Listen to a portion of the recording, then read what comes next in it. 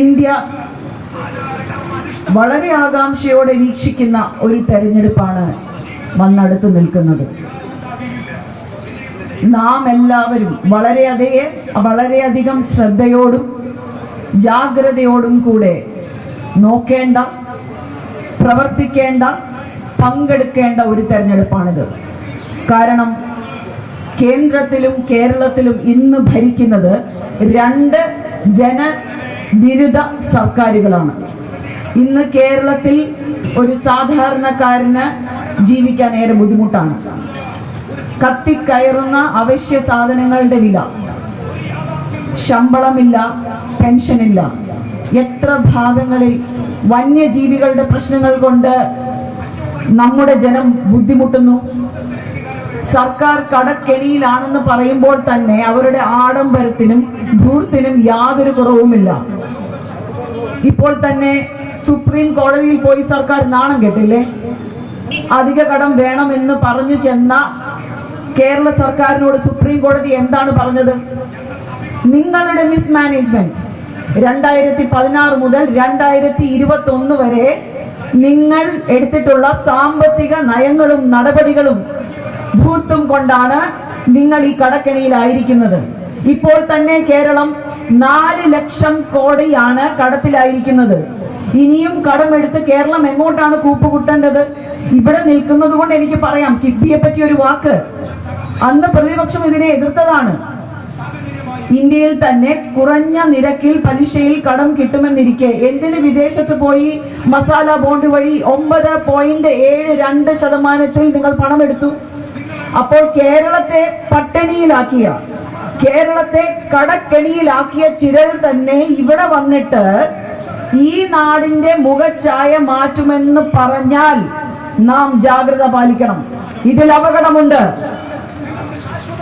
ഏതൊരു സമൂഹത്തിനും സമാധാനമായി ജീവിക്കണമെന്നാണ് ആഗ്രഹം.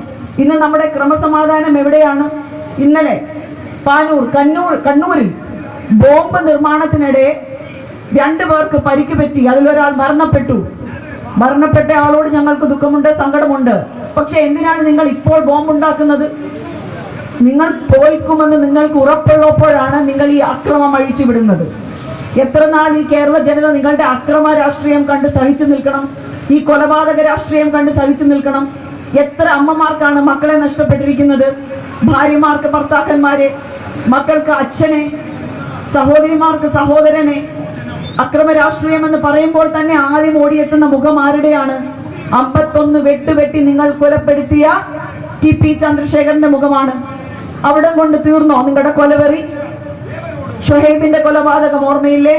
കൃപേഷിന്റെയും ശരത് ലാലിന്റെയും കൊലപാതകങ്ങൾ ഓർമ്മയില്ലേ? ആൾക്കൂട്ട വിചാരണ ചെയ്ത് നിങ്ങൾ കൊന്ന അരിയിൽ ഷുക്കൂറിന്റെ കഥ നിങ്ങൾക്ക് ഓർമ്മയില്ലേ? ആ ആൾക്കൂട്ട വിചാരണയുടെ പരമ്പരയാണ് ഇങ്ങ് പൂക്കോട് വെറ്റിനറി കോളേജിൽ നടന്ന സിദ്ധാർത്ഥിന്റെ കൊലപാതകം. മാതാപിതാക്കൾ ജീവിച്ചിരിക്കുമ്പോൾ മക്കൾ മരിക്കുന്നത് വളരെ സങ്കടമുള്ള ഒരു കാര്യമാണ്. ആ സിദ്ധാർത്ഥിന്റെ സാധുക്കളായ മാതാപിതാക്കൾക്ക് ആ ദുരന്തം വന്നെത്തി, അല്ലെങ്കിൽ വരുത്തി വെച്ചു. ഇവർ ആ മരണ വാർത്ത അറിഞ്ഞ ആ മാതാപിതാക്കൾ ഒരു നിമിഷമെങ്കിലും ആഗ്രഹിച്ചിട്ടുണ്ടാവാം, എന്റെ മകൻ, ഞങ്ങളുടെ മകൻ വേദന അറിയാതെ പോയി കാണണമേ എന്ന്. അത് നടന്നോ? അതിലും അവർക്ക് ഭാഗ്യമുണ്ടായില്ല. 1-2 മണിക്കൂറല്ല, 3 ദിവസം അതിക്രൂരമായി പൈശാചികമായി പീഡിപ്പിച്ചിട്ടാണ് ആ കുട്ടിയെ കൊന്നിരിക്കുന്നത്. ഓട്ടോപ്സി നടത്തിയ ഡോക്ടർ എന്താണ് പറഞ്ഞത്? വയറ്റിൽ ഒരംശം ജലമോ ഭക്ഷണ പദാർത്ഥമോ ഇല്ല. ഇത്രയും ക്രൂരമായി പീഡിപ്പിച്ച് കൊല്ലാൻ ആരാണ് ഇവർക്ക് ലൈസൻസ് കൊടുത്തിരിക്കുന്നത്? തലമൂത്ത സഹാക്കന്മാരൊന്നും മാറും എന്ന് എനിക്ക് തോന്നുന്നില്ല. കാര്യം അവരുടെ മുഖമുദ്ര തന്നെ അക്രമ രാഷ്ട്രീയമാണ്. പക്ഷെ ഈ കുട്ടി സഹാക്കളെ ഇങ്ങനെ അഴിച്ചുവിട്ടാൽ നാളെ ഇവരുടെ കയ്യിലേക്കാണ് കേരളത്തിന്റെ ഭാവി വന്നു ചേരുന്നതെങ്കിൽ നമ്മുടെ അവസ്ഥ എന്തായിരിക്കും? എന്നിട്ട് ഈ കുറ്റം നടന്നിട്ട് ഏറ്റവും ആദ്യം ഇത് മറച്ചു വെക്കാനാണ് സർക്കാർ ശ്രമിക്കുന്നത്. CBI കൊണ്ട് അന്വേഷിപ്പിക്കാൻ ഉത്തരവിടാൻ വേണ്ടി കോൺഗ്രസ് അതിഭയങ്കരമായ രീതിയിൽ സത്യാഗ്രഹം ഉൾപ്പെടെ സമരം ചെയ്ത് വാങ്ങിച്ചെടുത്തതാണ് CBI അന്വേഷണം. അത് മട്ടിമറിക്കാൻ ശ്രമിച്ചില്ലേ? അവിടെയുള്ള 31 കുട്ടികളുടെ സസ്പെൻഷൻ നിങ്ങൾ എന്തിനാ പിൻവലിച്ചത്? അപ്പൊ നിങ്ങൾക്ക് ആരെയൊക്കെയോ നിങ്ങൾക്ക് രക്ഷപ്പെടുത്തണം. നിങ്ങൾ പറഞ്ഞു കൊടുക്കുകയല്ലേ, നിങ്ങൾ കൊല ചെയ്യൂ, നിങ്ങൾ ആക്രമിക്കൂ, നിങ്ങൾ എന്തും ചെയ്തിട്ട് വന്നോളൂ, ഞങ്ങൾ നോക്കിക്കോളാം. കോടികൾ കൊടുത്ത് വക്കീലന്മാര് വരും നിങ്ങളെ പുറത്തിറക്കാൻ, അല്ലേ? എന്നാണ് ഈ അക്രമ രാഷ്ട്രീയത്തിന് ഒരു അറുതി ഉണ്ടാകാൻ പോകുന്നത്. കഴിഞ്ഞ ദിവസം ഞാൻ വടകരയിൽ പോയിരുന്നു. അവിടെ കോഴിക്കോട് മെഡിക്കൽ കോളേജിന് മുന്നിൽ ഒരു സാധു സ്ത്രീ, അനിത എന്ന് പറഞ്ഞൊരു നേഴ്സ് കുത്തിയിരിക്കുകയാണ്. എന്താണ് കാരണമെന്നറിയാമോ? കോഴിക്കോട് മെഡിക്കൽ കോളേജിൽ ഒരു സർജറി കഴിഞ്ഞ് ഇന്റൻസീവ് കെയർ യൂണിറ്റിൽ കിടന്ന ഒരു പേഷ്യന്റിനെ അവിടുത്തെ ഈ സംഘടനയുടെ ഭാഗമായി നിൽക്കുന്ന ഒരു വ്യക്തി പീഡിപ്പിക്കാൻ ശ്രമിച്ചു. അതിനുശേഷം ഇത് വെളിയിൽ വന്നപ്പോൾ ഇരയെ അതിജീവിതയെ ഭീഷണിപ്പെടുത്തി. ഇതൊക്കെ കണ്ടു നിന്ന ധീരയായ ഒരു നഴ്സ് സത്യസന്ധമായ മൊഴി നൽകി.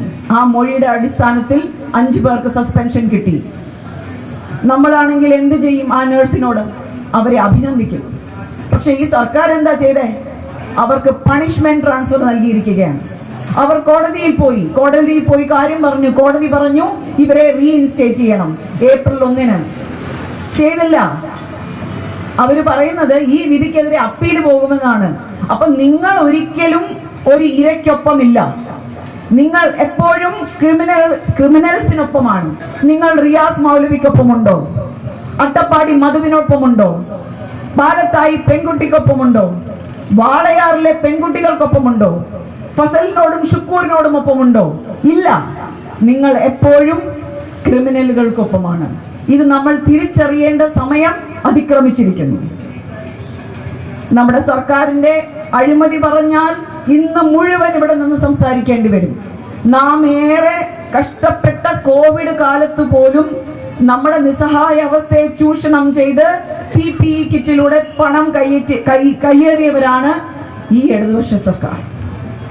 കേന്ദ്ര സർക്കാരിന്റെ കാര്യം പറയുകയാണെങ്കിൽ അതിലും ദയനീയ അവസ്ഥയാണ്. 2014 ഇവർ അധികാരത്തിൽ വന്നപ്പോൾ എന്തൊക്കെയാ പറഞ്ഞത്? നിങ്ങളുടെ എല്ലാം അക്കൗണ്ടിൽ പണം ഇട്ടുതരും, വിദേശത്തുള്ള കള്ളപ്പണം ഞങ്ങൾ ഇവിടെ എത്തിക്കും, പെട്രോളിനും ഡീസലിനും വില കുറയും, കർഷകരുടെ സുവർണകാലം. എന്തെങ്കിലും നടന്നോ? കഴിഞ്ഞ കുറച്ച് ദിവസങ്ങൾക്ക് മുന്നേ SBI പുറത്തുവിട്ട ഇലക്ട്രൽ ബോണ്ടിന്റെ രേഖകൾ എല്ലാവരെയും ഞെട്ടിപ്പിക്കുന്ന വിവരങ്ങളല്ലേ അതിലുള്ളത്? അവർ മാക്സിമം പൂഴ്ത്തിവെക്കാൻ ശ്രമിച്ചു. സുപ്രീം കോടതിയുടെ കർക്കശമായ നിലപാടിനെ തുടർന്ന് മാത്രമാണ് അവർക്ക് വിവരങ്ങൾ വെളിവിടേണ്ടി വന്നത്. എന്താണ്? 6000 കോടിക്ക് മുകളിൽ BJP ഇലക്ട്രൽ ബോണ്ട് വഴി പണം കൈപ്പറ്റിയിരിക്കുന്നു. ഇതെങ്ങനെയാണ് ഇവർ 6000 കോടി നേടിയെടുത്തത്? ഒന്നാമതായി തന്നെ ഇവരുടെ കയ്യിലുള്ള കള്ളപ്പണം ഷെൽ കമ്പനികൾ രൂപീകരിച്ച് വൈറ്റ് മണിയാക്കി ഇലക്ട്രൽ ബോണ്ടിലേക്ക് നിക്ഷേപിക്കുന്നു. 2, എന്ത് കാര്യം സാധിക്കണമെങ്കിലും ഞങ്ങൾക്ക് കൈക്കൂലി വേണം. ആ കൈക്കൂലി നിങ്ങൾ ഇലക്ട്രൽ ബോണ്ട് വഴി കൊടുക്കുക. 3, പച്ചയായ ഗുണ്ടാ പിരിവ്. നിങ്ങൾ ഞങ്ങൾക്ക് സംഭാവന തന്നില്ലെങ്കിൽ നിങ്ങളെ പ്രവർത്തിക്കാൻ ഞങ്ങൾ അനുവദിക്കില്ല. ഞങ്ങളുടെ കയ്യിലുള്ള ഏജൻസികളെ ചട്ടുകമായി ഉപയോഗിച്ച് നിങ്ങളെ ദ്രോഹിച്ചു കൊണ്ടേയിരിക്കും. ആളുകൾ പേടിച്ച് പിരിവ് കൊടുക്കും. പിന്നെ നമ്മുടെ രാജ്യത്തെ വിറ്റുതുലച്ചുകൊണ്ടിരിക്കുകയാണ്. പല ടെൻഡറുകളും പല പ്രോജക്റ്റുകളും കിട്ടാൻ വേണ്ടി ഇവർക്ക് ഈ ബോണ്ട് വഴി സംഭാവന ചെയ്താൽ മതി. ആ സ്വരുക്കൂട്ടിയ പണം കൊണ്ടാണ് ഇന്ന് ഇന്ത്യൻ ജനാധിപത്യത്തെ തച്ചുടയ്ക്കാൻ അവർ നോക്കുന്നത്. എതിരാളികളെ ഏത് വിധേനയും തളർത്തുന്ന പല നടപടികളുമാണ് അവർ ചെയ്യുന്നത്. അവർക്കറിയാം ഒരു ജനാധിപത്യ രീതിയിൽ ഇവിടെ തിരഞ്ഞെടുപ്പ് നടന്നാൽ ഇന്ത്യ സഖ്യം അധികാരത്തിലെത്തും. എന്ത് വിധേനയും അത് നിർത്തണം. ഡൽഹി മുഖ്യമന്ത്രി അരവിന്ദ് കെജ്രിവാളിനെ അറസ്റ്റ് ചെയ്ത് തിഹാർ ജയിലിൽ അടച്ചില്ലേ? അദ്ദേഹം ഒരു മുഖ്യമന്ത്രിയാണ്. അദ്ദേഹത്തെ അറസ്റ്റ് ചെയ്യുന്നതിന് ചില രീതികളൊക്കെ ഉണ്ട്. അതെല്ലാം കാറ്റിൽ പറത്തിയിട്ടാണ് അദ്ദേഹത്തെ അറസ്റ്റ് ചെയ്തിരിക്കുന്നത്. കോൺഗ്രസ് പാർട്ടിയോട് എന്താണ് ചെയ്തത്? അവരുടെ ഏറ്റവും വലിയ വെല്ലുവിളി ഇന്ത്യൻ നാഷണൽ കോൺഗ്രസ് ആണ്. നമ്മുടെ അക്കൗണ്ടുകൾ മരവിപ്പിച്ചില്ലേ? നമ്മുടെ പ്രവർത്തകരുടെ ഇച്ഛാശക്തിയും നമ്മുടെ സ്ഥാനാർത്ഥികളുടെയും നേതാക്കന്മാരുടെയും കഠിനാധ്വാനം ഒന്നുകൊണ്ട് മാത്രമാണ് നാം ഈ ഇലക്ഷനെ നേരിട്ടുകൊണ്ടിരിക്കുന്നത്.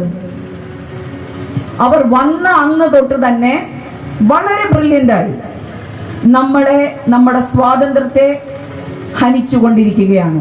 നാം എന്ത് കഴിക്കണം, നാം എന്ത് ധരിക്കണം, നാം എന്ത് പറയണം, നമ്മുടെ കുട്ടികൾ എന്ത് പഠിക്കണം, എല്ലാ സ്വാതന്ത്ര്യത്തിലും അവർ കൈ കടത്തുകയാണ്.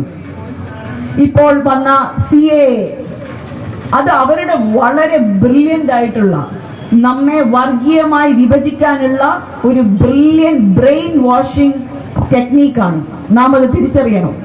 കാര്യം ഇത് വരുമ്പോൾ നാം ഇത് ഡിസ്കസ് ചെയ്തുകൊണ്ടിരിക്കും, ഇല്ലേ? അതുവരെ നാം എല്ലാം ഒറ്റക്കെട്ടാണ്, നാം ഒന്നാണ്, നാം ഇന്ത്യക്കാരാണ് എന്നുള്ള വികാരത്തിൽ നിന്ന് മതത്തിന്റെ പേരിൽ നമ്മൾ വിഭജിച്ച് നിൽക്കാൻ വേണ്ടി ഇതിങ്ങനെ പറഞ്ഞുകൊണ്ടിരിക്കുകയാണ്. നമ്മുടെ തലയിലപ്പം കയറും, ഓക്കെ ഞങ്ങളൊക്കെ തമ്മിൽ എന്തോ വ്യത്യാസമുണ്ടെന്ന്. ആ ട്രാപ്പിലും നമ്മൾ വീടില്ല. ഞാൻ ഏറെ സംസാരിക്കുന്നില്ല. എനിക്ക് നിങ്ങളുടെ പ്രിയങ്കരനായ സ്ഥാനാർത്ഥിയെ വളരെ അടുത്ത് പരിചയമുണ്ട്. 1977 മുതൽ അദ്ദേഹം അപ്പയുടെ കൂടെ തന്നെ ഉണ്ട്. ഒരു സന്തത സഹചാരിയായിരുന്നു. 32 കൊല്ലം കോട്ടയത്തെ, പ്രത്യേകിച്ച് പുതുപ്പള്ളിയിലെയും കാര്യങ്ങളൊക്കെ അദ്ദേഹമാണ് നീക്കിക്കൊണ്ടിരുന്നത്. അപ്പയുടെ എല്ലാ തെരഞ്ഞെടുപ്പും, നിങ്ങളുടെ MP ആകുന്നതിന് മുമ്പ് വരെ എല്ലാ കാര്യങ്ങളും അദ്ദേഹമാണ് നോക്കിക്കൊണ്ടിരുന്നത്. അതുകൊണ്ട് ഒരു വൻപിച്ച ഭൂരിപക്ഷത്തിൽ അദ്ദേഹത്തെ ഇവിടെ നിന്ന് തിരഞ്ഞെടുക്കേണ്ടത് വളരെ അത്യാവശ്യമാണ്. കാരണം നാം കൊടുക്കുന്ന ഭൂരിപക്ഷം, നാം തിരഞ്ഞെടുക്കുന്ന അത്രയും സ്ഥാനാർത്ഥികൾ ഇവർക്കൊരു ഷോക്ക് ട്രീറ്റ്മെന്റ് ആയിട്ട് കൊടുക്കണം. കഴിഞ്ഞ വർഷം 19 സീറ്റ് കിട്ടിയെങ്കിൽ ഇത്തവണ 20 സീറ്റും കിട്ടണം. കാരണം ഇതൊരു ഷോക്ക് ട്രീറ്റ്മെന്റ് ആണ്. ഈ ഷോക്ക് ട്രീറ്റ്മെന്റിലൂടെ ഈ രണ്ട് കൂട്ടരും ആത്മപരിശോധന നടത്തണം. നിങ്ങളുടെ തെറ്റുകൾ മനസ്സിലാക്കണം.